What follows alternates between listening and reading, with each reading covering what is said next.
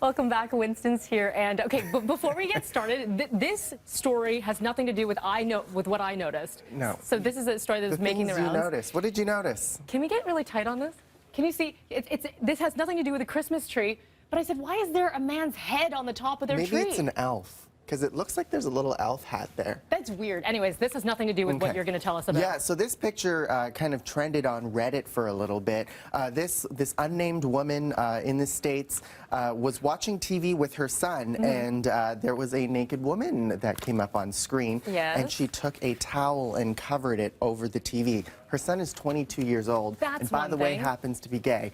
Here's a montage of that, and then people took the picture and photoshopped it onto different things. So you just saw Seth Rogen and James Franco there, Marilyn Monroe, the interview, this Kim Jong-un. Oh, yes. So I don't get this, Winston, because, hello, change the channel. Why would she have to get up and cover it? I don't know, but she decided to put the towel up, and then it was very smart. He took the picture, and then people started photoshopping it. So it's started to travel on the internet. Yes, I'm sure he's seen it on the internet. Yeah. So, Mom, yeah, 22 years old.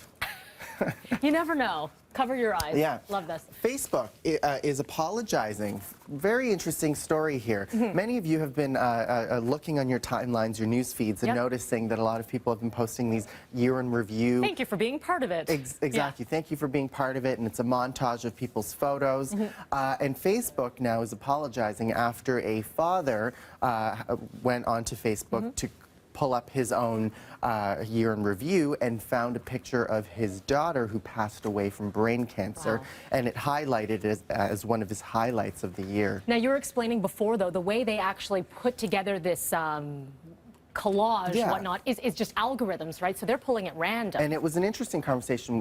We had spoken about it on the 5 yesterday, and they were trying to figure out whether it was automatic or not. Right. There is an algorithm that selects some of your most liked photos, your most commented photos. So it just so happens if a photo like that, there'd be a lot of, comments, my sympathies, my deepest condolences, and that would bring it up to the top of the news feed. Yes. So that's what happened in that case, but upon further digging, and I made my own too, of my own year in review. You did, yeah. You can actually rearrange the photos and recaption every photo before publishing this year in review. It's a little tedious, though. It is a little tedious, and it's something to keep in mind. So if you are creating one, you can rearrange all of your photos. Okay, and I refuse to do it, only because everyone else did it, so I don't want to do it. Yeah. I'm a rebel that way. Rebel. No, I'm an interesting story that you had spoken about. Yeah. York Region Police had tweeted this picture here of a jail cell, of course.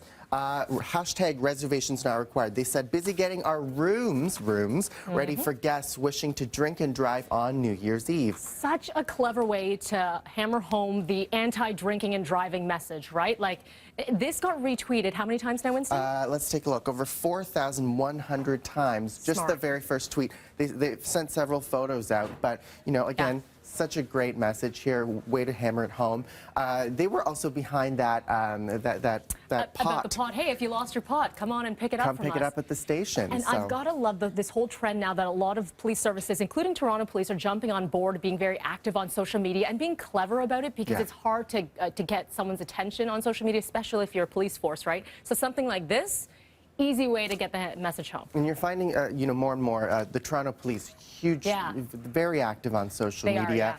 And I also read a really interesting article that the New York Police is really trying to step up their game on social media. They're one of the last police organizations, actually, to really empower social media. Surprising considering they're massive, right? But you've got to be creative. And they're really trying to get back in touch with their citizens, especially in light of everything that's happened recently in New York City. So really interesting. Citynews.ca, I really want to mention this. I was perusing citynews.ca. They have a really good rewind. All of the reporters have kind of picked their favorite stories. Yes. And you can go through and kind of take a look at the year I did a Justin Bieber one. What Justin Bieber? He had quite the year. What about Justin Bieber? 2014. Oh. Just everything Justin Bieber? Everything Justin Bieber. From egging to the DUI to all of this good stuff. Alleged DUI, drag racing. Oh, yeah, it's interesting. But Politics was huge this Rob year. Ford, of course. We're talking about John Tory's went into Toronto politics, and of course the Ottawa shooting. So take a look at the John Ghimeshi. So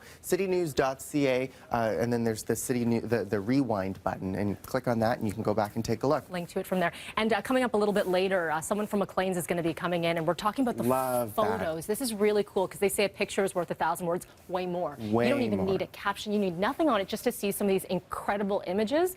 So we'll go through that issue in just a little bit. Amazing. Thank you, Winston. Thank you. Taking a break here. We'll be